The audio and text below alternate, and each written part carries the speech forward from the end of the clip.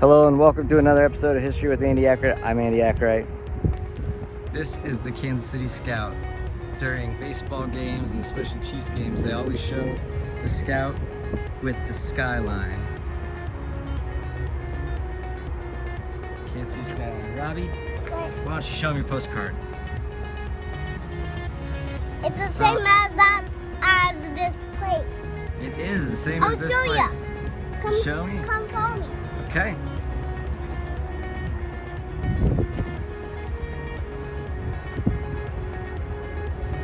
Here's the rocks on this picture. See those rocks? Like that. Okay. They're on this rock. They're on this rock, Dad. No, well, I gotta tape you. Okay, so what are you gonna show me? The entire... How do you know it's the same? What's the same on your postcard? Look.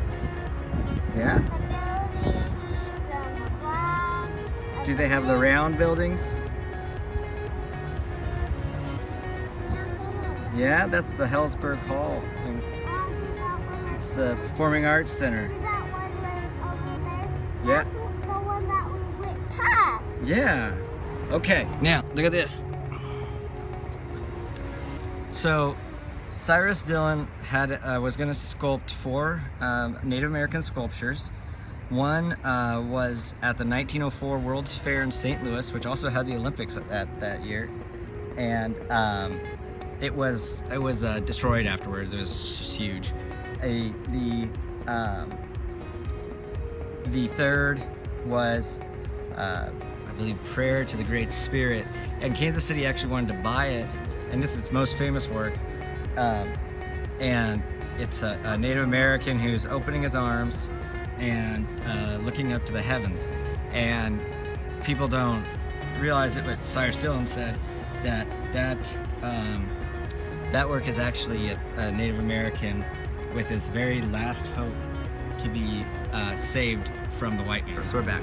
So Cyrus Dallin had his third work, and that actually was bought by Boston and was put in front of their arts center and art museum, and they couldn't figure out how to get it in the door, so they left it there. So it's out there.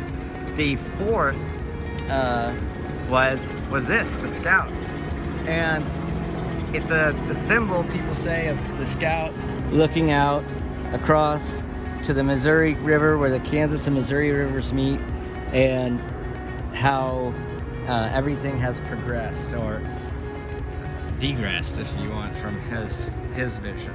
So the Edmund Hall, is that right? I'll have to check that name. He organized a drive, and they raised the money, and they bought this. So it went to the Philadelphia Exposition in 1915. So this is a postcard from that Philadelphia Exposition, 1915. Then we have a postcard of the Scout, Penn Valley Park, on a simple pedestal. I don't know if that's underneath those rocks. Likely it is. Here we have a postcard showing the Scout looking up, but its base is very flat. In this postcard,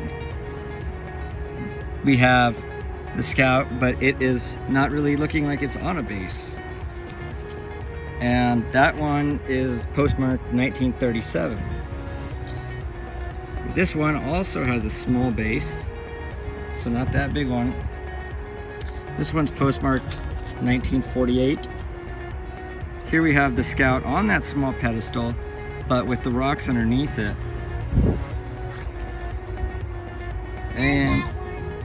And finally, we have this one, same one as Robbie's, and facing downtown Kansas City. Just made. So the Scout has had quite an evolution, but it's always been in Penn Valley Park, and